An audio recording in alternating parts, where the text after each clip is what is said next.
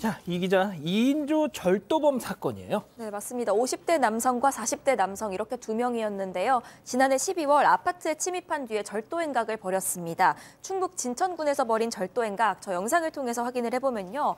어둠 속에 저렇게 검은 그림자가 아파트 난간으로 서서히 다가오는 모습입니다.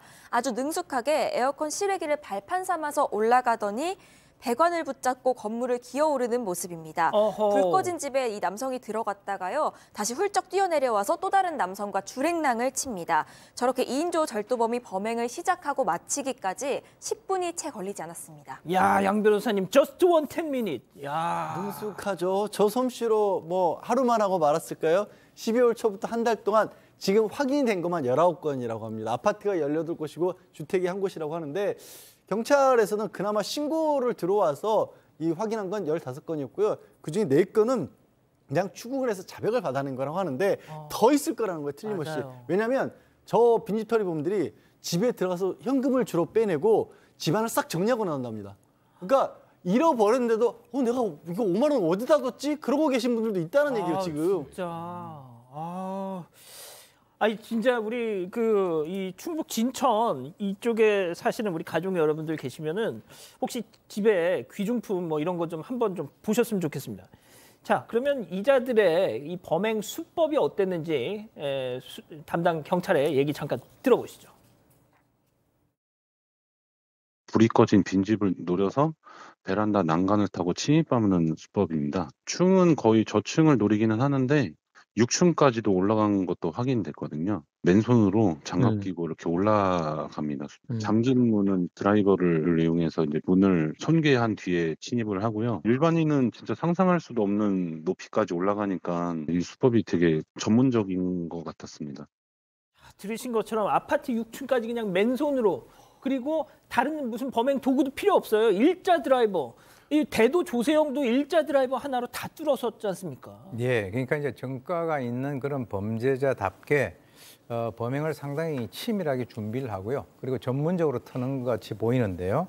일단 이제 그 외곽 지역에 있는 아파트를 노렸다라고 하는 것은 다른 쪽에서 이렇게 사실 아파트가 대단지 같은 경우는 서로가 이렇게 교차 이렇게 보이지 않습니까? 그러니까 이제 그쪽을 갖다 가지 않고, 그리고 이제 불이 꺼져 있다라고 하는 것은 사람이 없다는 거죠. 예. 그리고 이제 낮에 미리 와가지고 그 현장을 한번 사전에 정찰하고 난 뒤에 저 집을 털자 이렇게 나름대로 이제 그 결심을 하고 난 이후에, 그리고 이제 통상 이런 일이 발생이 되면 경찰에서는 이 자동차를 이용해서 이 근처에 오는 것을 갖다가 확인을 하게 되는데 아예 현장에서 멀리 떨어진 데 한 1 내지 2km 떨어진 데 주차를 하고, 그 주차할 공간도 낮에 미리 자기가 CCTV 없는 데를 딱 골라가지고 거기다 해놓고 걸어온다는 거예요. 야. 그리고 난 뒤에 이 두 사람은 무전기를 이용을 합니다. 하하. 그렇기 때문에 이 서로가 좀 뭐 어떤 뭐 전화 이런 게 아니라 바로바로 무전기로 서로가 소통하면서 범행을 해왔다는 겁니다. 자, 들으신 것처럼 한 명은 훔치고 벽 타고 올라가서 훔치고, 또 다른 한 명은 밑에서 망을 보고 역할 분담을 철저히 했다는 건데요. 자, 이 두 사람의 관계도 눈길이 갑니다. 체크포인트 짚어보죠. 손발 척척 교도소 우정입니다. 이게 무슨 소리죠?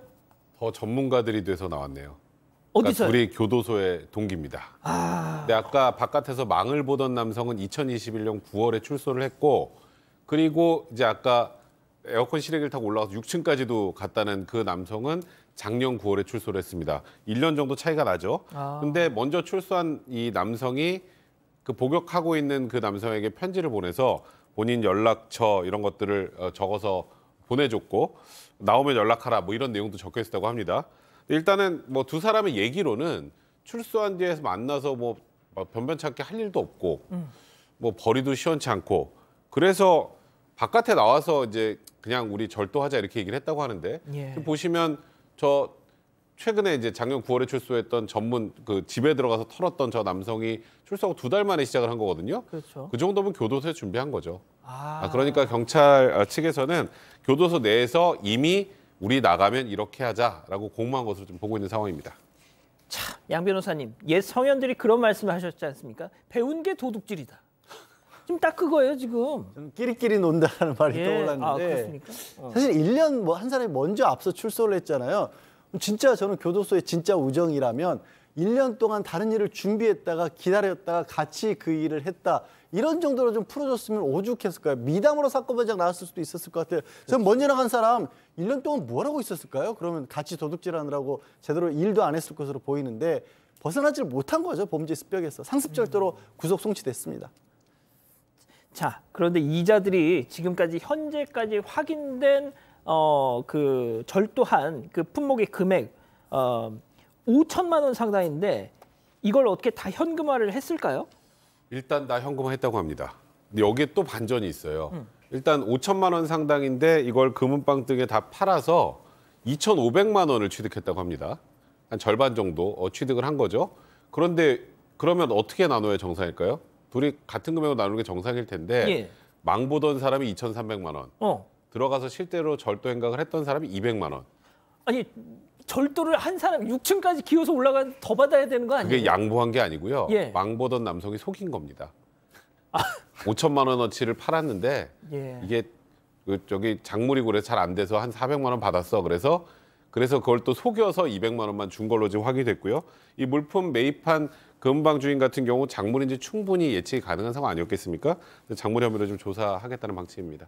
아, 이게 또 막판에 또 코미디가 됐습니다. 이래서 개그 콘서트가 망했습니다, 교수님. 그 와중에 또 뒤통수를 쳤어요. 이 교도소 안에서는 야, 우리 나가서 이제 우정은 끝까지 변치 말자 이렇게 얘기했지만 사실 자기가 힘들게 벌지 않은 이 돈, 즉 소위 얘기해서 이 범죄로 가져온 이 돈 같은 경우는 이런 과정에서 배달 사고도 나고 상대를 갖다가 속이는 것은 그건 어떻게 보면 당연한 수순이라고 봅니다. 그러니까 교도소 내에서는 우정을 따졌지만 막상 돈 앞에서는 의리라고 하는 것은 존재하지 않았죠.